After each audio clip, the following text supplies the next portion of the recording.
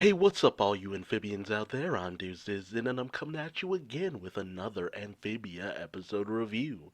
This time it's Season 2, Episode 11, titled Marcy at the Gates. The long awaited arrival of Marcy is finally here, and I'm so ready to meet her. And man, what a fun character. But let's jump in. As Anne is talking things over with Sprig about how she's kind of been a little bit worried about the fact that, they hadn't run into Marcy in their trip to Newtopia. And she notes that Marcy, well, very studious kid, you know, getting good grades came very easily to her. And we all have friends like that, people who are just aptly smart. But she was also a big gamer, and she had a tendency to be oblivious to her surroundings, causing her to get into some major trouble that Anne had a tendency to always bail her out of. And this immediately let me know, oh, she's not like a bad person like Sasha. She was just so zoned out most times that she probably didn't even think about what Sasha was having Anne and her do most of the time. It was always this question of, it's just like, why did they kind of allow, why would Marcy couldn't be a good person if she allowed Anne to steal, but it's just like, no, she's just a space cadet, and that's about it. You know, Anne and Marcy seem like better friends than, with Sasha and the rest of them. So it's just very fascinating to see this dynamic. They were just followers, basically. They didn't really think or do for themselves. Marcy just wanted to play games, and Anne just wanted to have fun and be accepted by someone. And that was about it. And Sasha just kind of rolled with it. Sasha was probably cheating off of Marcy the entire time, too. Why not? But Anne kind of questions how Marcy has been getting along in Amphibia because of her clumsy nature, and she hopes that she's okay. While Sprig is unconvinced, feeling that with having the encounter with Sasha that he did, originally trusting her at first, only to be betrayed, and she was down for killing off Hop Hop. It's just like, I can't blame him for that feeling. But they manage to arrive in Newtopia, and Polly notices some weird holes around the kingdom that, Hopadai immediately wants to ignore.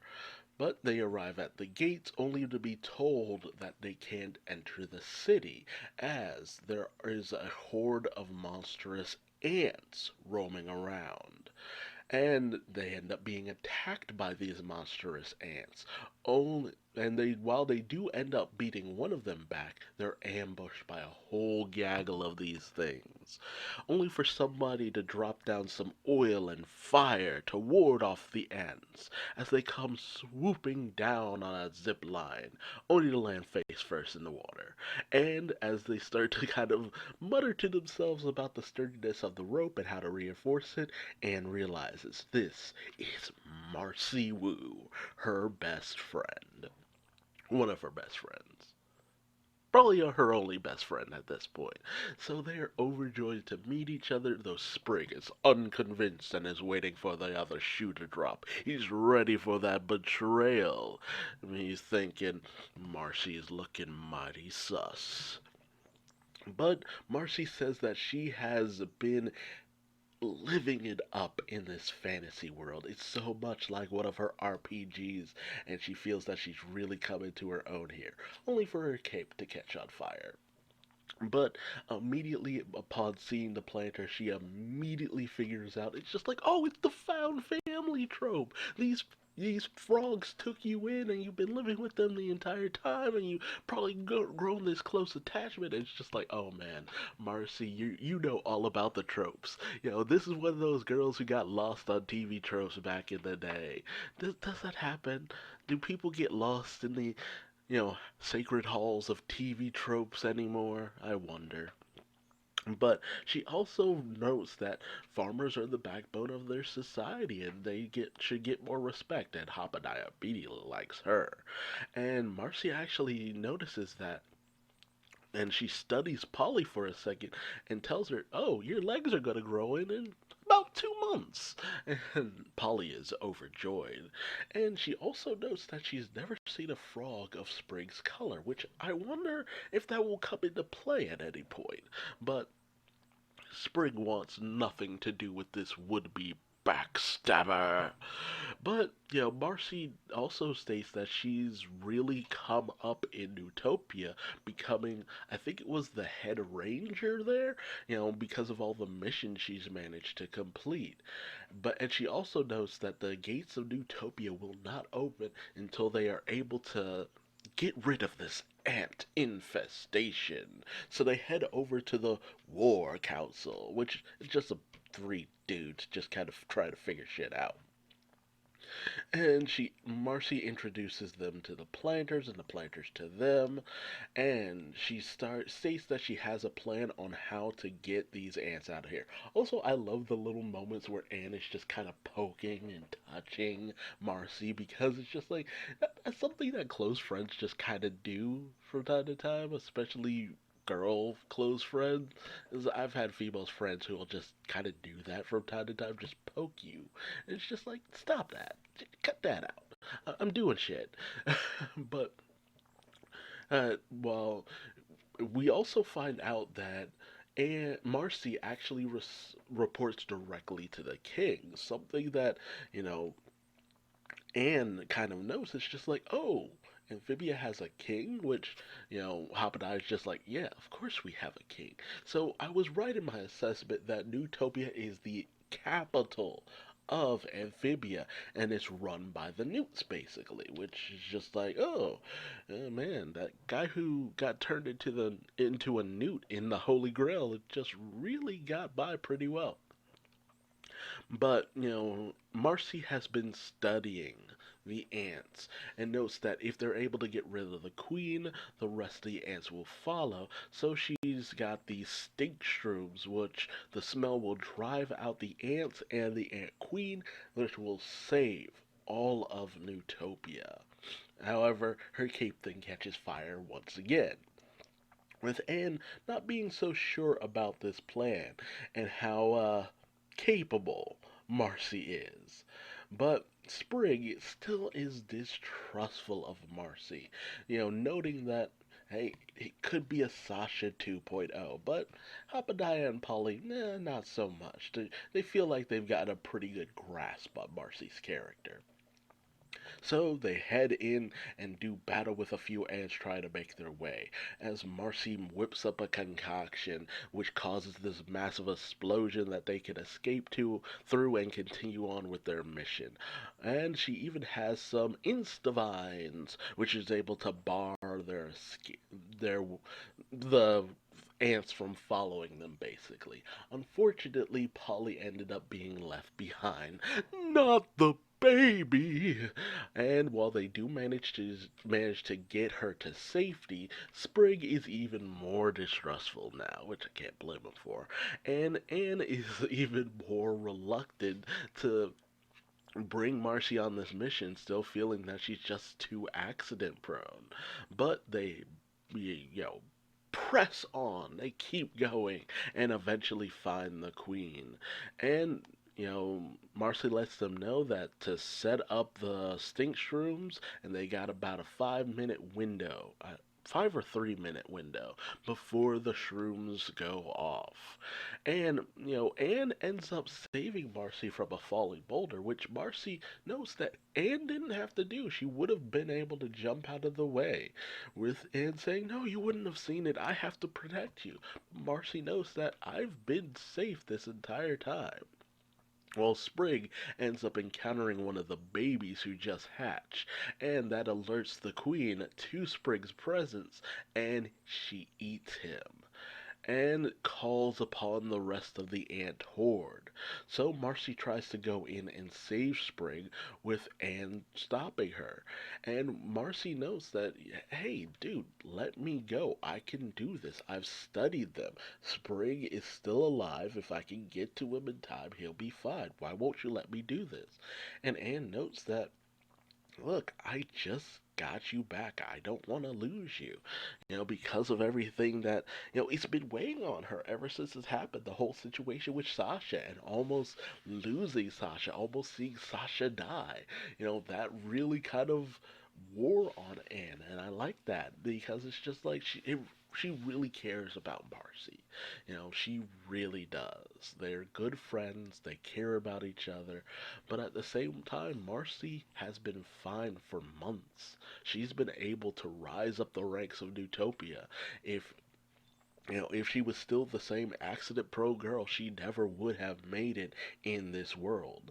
With her, finally getting to go, apparently the ants are very bouncy, and she just bounds from one to the other and jumps into the queen's mouth, only to come bursting out with a saved Sprig in hand, who, yeah, having someone jump down the gullet of a friggin' massive kaiju-like monster in order to save you, yeah, that gets you some respect points. So Sprig's all on board the Marcy train, as am I, young Sprig. But they're not out of the woods yet as the ants try to surround them.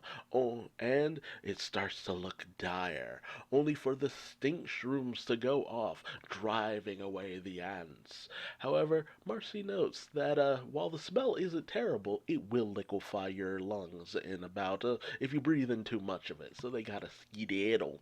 Well, Marcy's cape once again catches on fire because, yeah, still accident prone.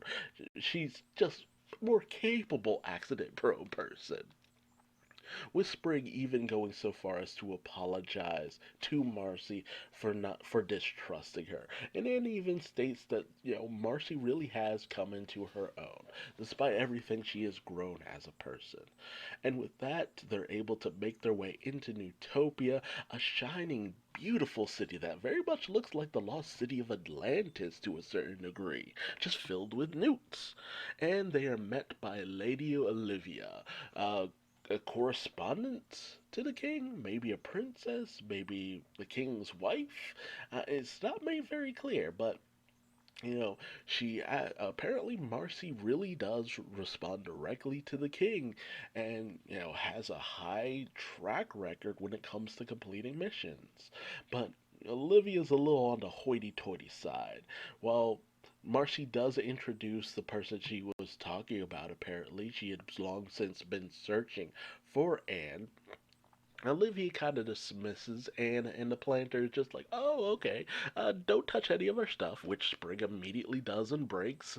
And it's just like, yeah, I can tell that the relationship with Olivia is not going to go well over the course of the rest of this series. And as Anne and Marcy catch up, with Anne kind of noting that now that we found each other, they realize that neither of them have really found a way back home, and it's just kind of like, man, what are we gonna do? How are we gonna figure things out? Where do we go from here? And they note that Sasha is usually the one who made a lot of the decisions for them. And Anne reveals that she did run into Sasha, but they had this massive fight, and there were swords, and things did not go well. And Marcy knows it's just like, oh, that's bad.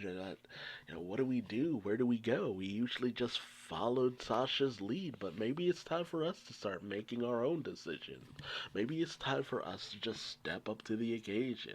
And I like that because it's just like, it really does show that they were followers. They just kind of stuck with Sasha because it was the easiest thing to do. Sasha pointed them in the direction she wanted to go, and they just kind of followed her lead. They did their own things. They had their own wants, but when Sasha had something to do, Sasha had something in mind, they followed that lead and just went with the flow when it came to that kind of stuff.